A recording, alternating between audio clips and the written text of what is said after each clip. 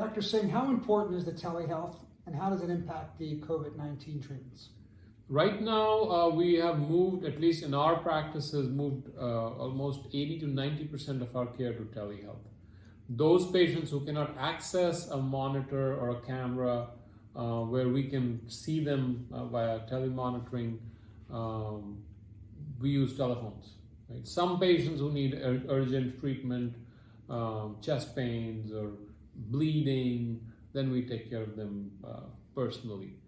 But telemedicine has almost replaced 60-70% of healthcare right now, and some, mostly for outpatient care, but also even in inpatients now they're putting it in, whether in nursing homes, skilled nursing facilities, in hospitals. So I think it has arrived, if I may say so. Question is, how long will it last? We don't know. Maybe after this is over, patients will want to come back to the offices. I can tell you some patients love it. They don't have to come and sit in the waiting room and then in the exam room for an hour and get tortured. They're not looking at me typing into the computer. I'm giving them full attention. Paradoxically, I'm giving them more attention when we are doing telemedicine.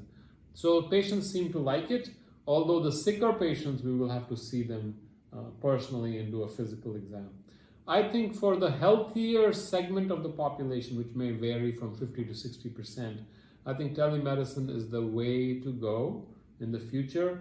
Maybe one visit a year or one visit every 2 years, but otherwise more and more telemedicine will take over.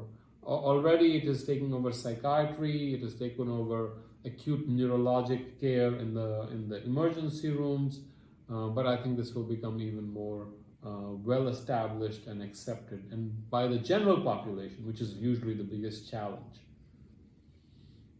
Thank you, Doc. You're welcome.